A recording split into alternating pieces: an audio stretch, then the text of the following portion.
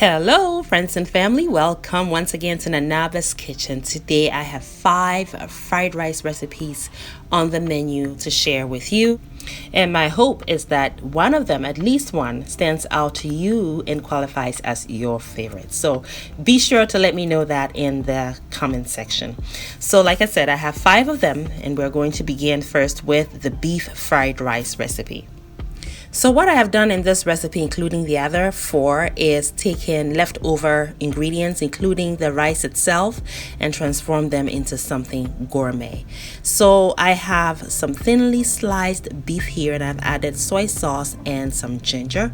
And now I'm adding some corn starch. Now I'm also going to add 1 egg. And the purpose of the egg is to create a sear and to prevent the beef from losing its moisture. And it also gives it a really nice crusty outer layer, which is just perfect for this recipe. So I go in with my clean hands and thoroughly massage the ingredients into the beef while I have a skillet on high heat, and then I add a dash of avocado oil, which also tolerates high heat without becoming toxic. Once it heats up and becomes piping hot, I add my beef to it, and I spread it out to let it sear for about 1.5 minutes on each side. And then I flip it, and there you go, that crusty outer layer which retains the juiciness of the beef within the muscle itself. The cooking of the beef should take no more than 4 minutes because we thinly slice them almost like shavings. And cooking it on high heat with a combination of the cornstarch and the egg creates that crusty outer layer you can see right now. And that's what retains the juiciness of the beef. Next, I add some fresh produce of choice. Today I'm using carrots and some onions that I have diced, and I have also seasoned with some salt and crushed black pepper. And we will continue to season every layer as we add layers, and that's what will ensure that the final dish is tasty and well seasoned. Now our next ingredient is kale, our green leafy vegetable that we just added. It is extremely nourishing as it's packed with lots of fiber as well as iron. It's a superfood. So it really served as a great addition. Now I'm adding some toasted sesame oil to our 1 cup of rice that's steamed and cooled down. Now the toasted sesame oil is a must-have item in your pantry because it brings this depth of flavor that you would get from using a wok that's been passed on from generation to generation. That toasty, well-seasoned wok flavor, smoky almost. It took less than 15 minutes to whip this nourishing dish together. What a beauty! Next on the menu, friends, is our vegan fried rice recipe. Yes, we have veganized this fried rice, and the amount of flavor that we were able to pack into this fried rice was absolutely unbelievable. You just have to keep watching to find out for yourself. So I am pouring in a dash of avocado oil and bringing the skillet and the oil to a piping heat level. And then I throw in some thinly sliced white mushrooms. What I'm going to do is sear it as though it was a piece of chicken or beef. So we're going to get a really good caramelized sear on each slice of mushroom we have in our skillet at this point. That's going to take about 2 minutes on that piping hot heat. Now I have added some ginger. It's going to bring out the earthiness of the mushroom even more and take it to the next level. Now, once we've obtained a brilliant sear and caramelization on these mushrooms, our next step is to introduce some more mushrooms. So I found these enoki mushrooms at an oriental store located locally here, and they, as you can see, are very pretty. They have this clean white color and also a clean, mild, earthy flavor. I've added some onions to it as well, and we're going to continue to caramelize for about 2 more minutes and add some crunch by way of cabbage because the mushrooms don't have crunch. So you want that texture in there as well. Now I'm adding some toasted sesame oil, just a dash of it. You don't want to go crazy with your toasted sesame oil or you will overwhelm the flavors with that because it's very assertive. And I've also added a dash of soy sauce. And the soy sauce is exactly what you need to bring all of the flavors together. It becomes your unifying component. Don't forget to season with your salt and crushed black pepper. What's going in now is garlic that I have finely minced. You don't want to add that in the beginning because it will burn with that intense heat. You're going to stir it together and cook for about 15 more seconds and then add your rice. 1 cup of rice. Stir all your ingredients together as you would do a stir fry until the rice is warmed through and toasty and ready to serve.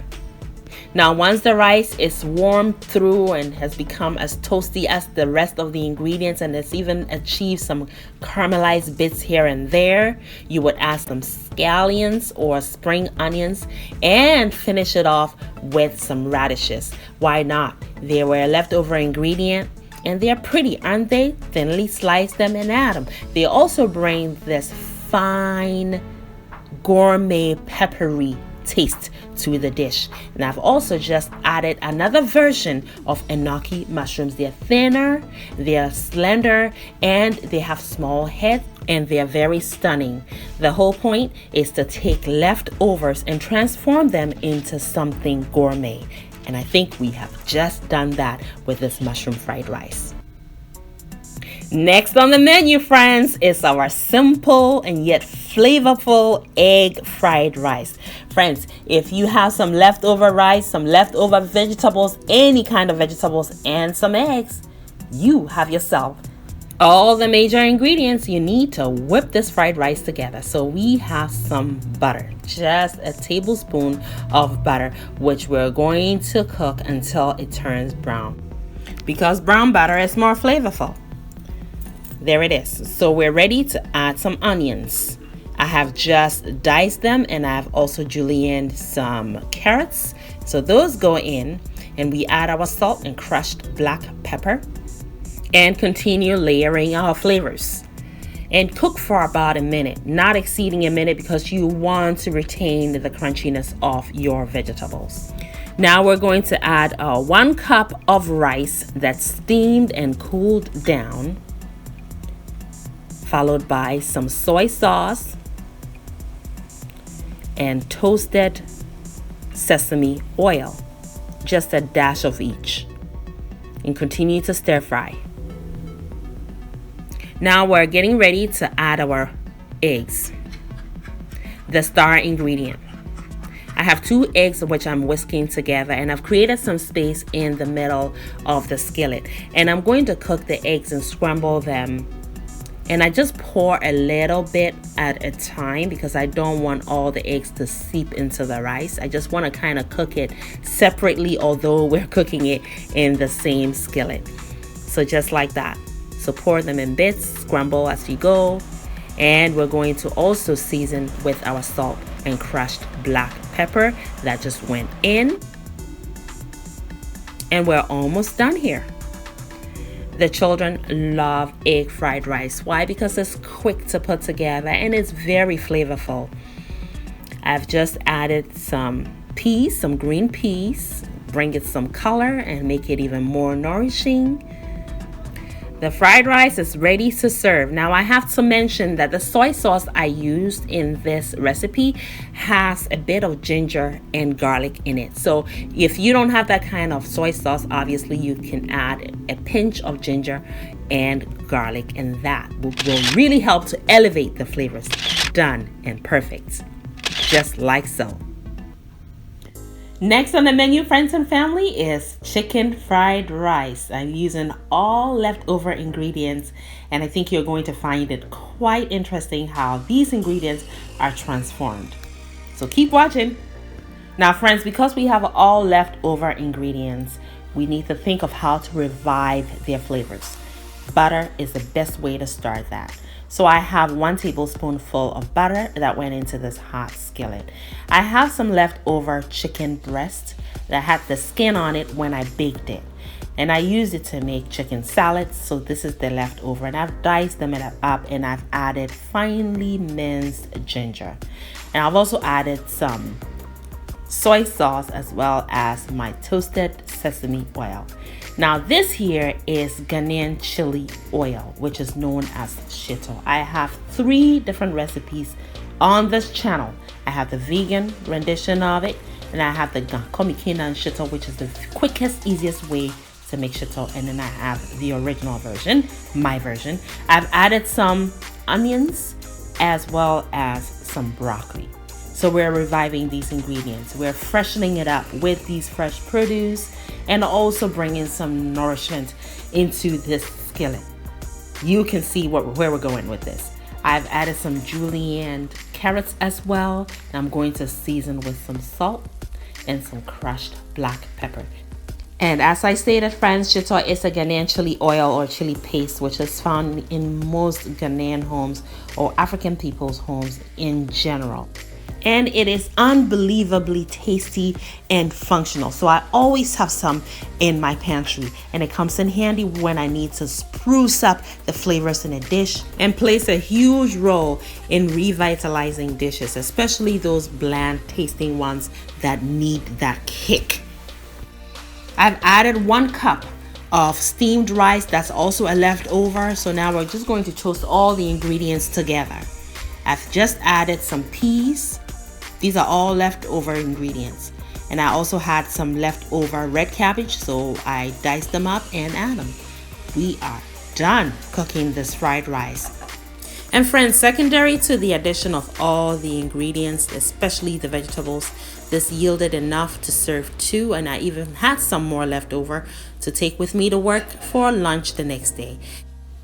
And when I unpackaged my lunch, the aroma this thing unleashed was enough to wake some people up from their slumbers. I tell you, yes, it is capable of doing that. And to think that we only use leftovers to do this, now that's genius, friends.